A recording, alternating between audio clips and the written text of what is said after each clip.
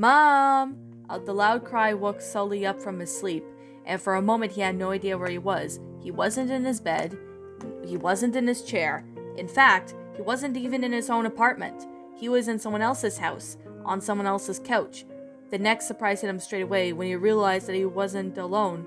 Eva Randall was sleeping peacefully on his shoulder, but their faces grew inches apart. Sully could feel the monster's soft breathing against his neck, and noticed that the feeling had brought him down chills with the very best kind, the chills that he felt in the day as well, when he heard and never shared partial moment with Randall at the park. Mom! Sully's thoughts were soon interrupted by another loud cry on the second floor, and then suddenly feeling everything came back. The dinner, the walk, the moment in the snow, the visit to the hospital, the shopping, and the fact that they were actually babysitting Rex was obviously awakened to start his day, even though the clock on the wall only said 6:30 in the morning. Sully woke up Randall and sat up with a gentle pat on the shoulder and chuckled as the purple one had a confused expression. Clearly, Sully wasn't the only one having trouble recalling his memories of last night. The scaly one sat up straight, rubbed his eyes, and took a look at his surroundings. Still with the same look on his face, with the expression of someone who just had woken up from an unfamiliar country. The third cry was from upstairs and eventually brought Randall back too, as the realization that it had hit him, the confusion appeared replaced with nausea. Sully had to drag him out of the couch and over upstairs to the staircase. The little early bird waited for him upstairs, and when he continued their way upstairs, his bedroom was stiff as necks and the achy backs from the night on the couch, while desperately trying to come up with a good way to tell him about his mom. The two figures entered Rex's room and might even have it between Santa and the Easter Bunny, and the little monster doubtfully would have looked even more shocked if it was the case. He sat up in his bed with his mouth wide open, and stared at the visitors through the emerald eyes, and they were wide open and full of wonder. Ali! Hi, Rex. Sully waved at him and sat down on the bed, carefully placing his hand on the tiny shoulder. Have you slept well? Rex didn't answer. He didn't understand. This was weird, and new and very different. Sully was never here at this time of day. Your mom, Sully stated. Your mom isn't feeling good, so she asked me if I could take care of you for a while she's feeling better. Rex continued to stare with his mouth open. Are you okay with that, Rex? I've had hundreds of monies. Clearly, Rex was a little too young to understand the situation. Sully could hear Randall's shoulders dropping further down, and the blue monster had to admit that he was feeling a little bit relieved of himself. Perhaps he would work out just fine.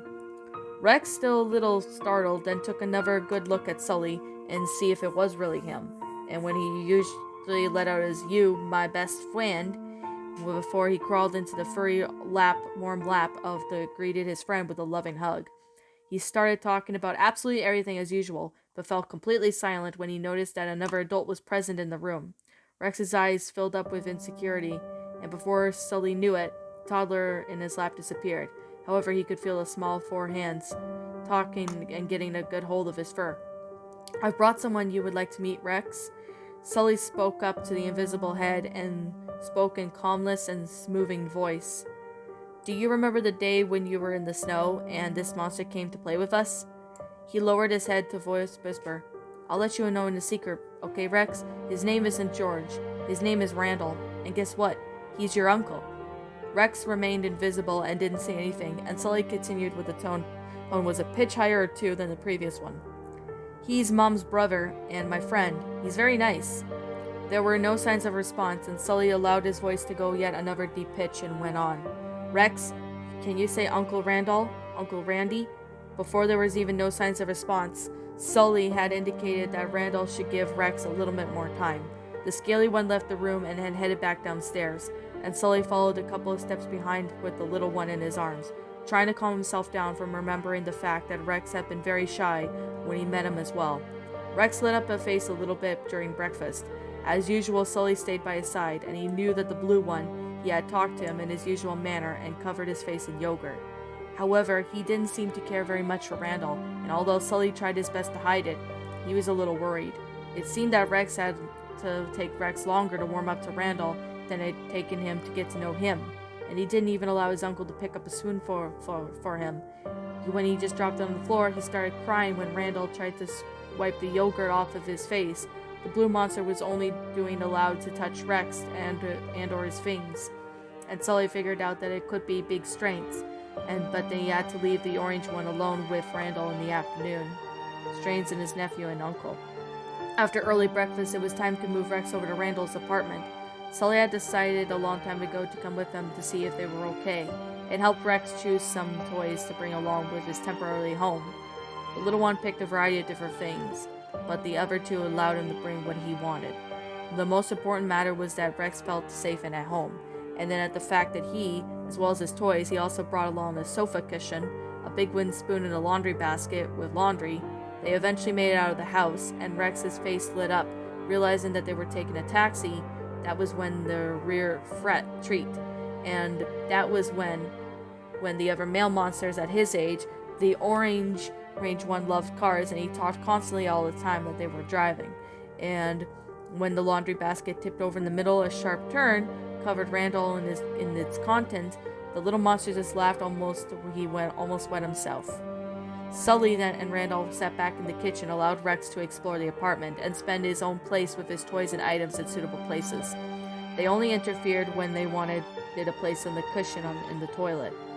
Rex came in running to the kitchen every once in a while to exchange random utterance with Sully, then ran back for the door again and went straight away. There were so many new impressions to take in. Besides a bowl of chocolate was an exchange random utterance, but of course it was placed in the living room. Its contents seemed to decrease whenever Rex passed it. Sully spent the entire Sunday with Randall in Rex in the apartment. And he had talked to Randall and played with Rex, and had lunch and read Rex a story and took them both outside for a short walk. It helped Randall prepare spaghetti for dinner. It helped Rex eat it, and even helped Randall clean up the kitchen when Rex was done eating. After dinner was time to give Rex a bath, and he was covered in sauce and ketchup and left stains everywhere, so Sully figured that sooner the better. Randall was beginning to take a look at the little desperate when he followed his nephew around with the mop. Sully poured them a bath and then got the young monster, but he couldn't help but think of a couple weeks back in time. So the day he had prepared a bath for the extremely difficult, tired Randall, it had been a couple of weeks since that day. It felt like it happened last year. Whenever it felt like it or not, Sully and Randall got a bath too. Rex even splashed around in the bathtub and even soaked the entire bathroom. And Randall laughed at so hard that he looked at the dripping wet Sully had to leave the room to take a break. It was the first time Sully had ever heard him laugh like that. Although it was at his expense, the blue one had to laugh along too. When he got the glimpse of himself in the mirror above the sink, he just laughed even harder. When they were all dried up, Sully brushed Rex's teeth. Randall stood by the sink and wiped some of the toothpaste that spilled everywhere. Eventually managed to put Rex to bed, and Sully read him a bedtime story. The blue one wanted Randall to do it, but Rex didn't want that, with his uncle barely allowed to be present in the room while Ully read. I should head home now. Sully closed the door to Rex's room, and then the little one fell asleep for a good hour, showed no signs of waking up or anywhere anytime soon. The blue monster's words went shivered down Randall's spine, and dreaded it to be alone with Rex. He had no idea how it would calm him down if he should just wake up and cry. It was hardly allowed to touch him. Sully noticed Randall's expression, but continued to speak about the other monster things that he didn't want to hear. Mike's probably worried, so I'll see you tomorrow, okay? Randall lowered his gaze and wanted Sullivan to stay longer, but understood that he had to go home. Darn Mike. Lucky Mike. Okay. Do you want me to come over to the factory tomorrow and I can give a little comedy chance while Rex is in daycare? Randall thought for a little while. He wasn't too sure. However, he really wanted to see Sullivan as soon as possible, no matter where the circumstances were. He nodded his head. That's a good idea. Great, I'll see you at 8 then. Are you going to come over afterwards? Sure, I told you I'll help you out there. Randall sent Sullivan with a grateful smile, and the blue one gave one back. While they were walking to the front door, Randall was wondering whether he should hug Sullivan again or not. However, the blue one beat him to it. He placed his arms around the slender purple form, and the lizard shivered as he felt a soft whisper escaping Sullivan's lips. It's all going to be fine.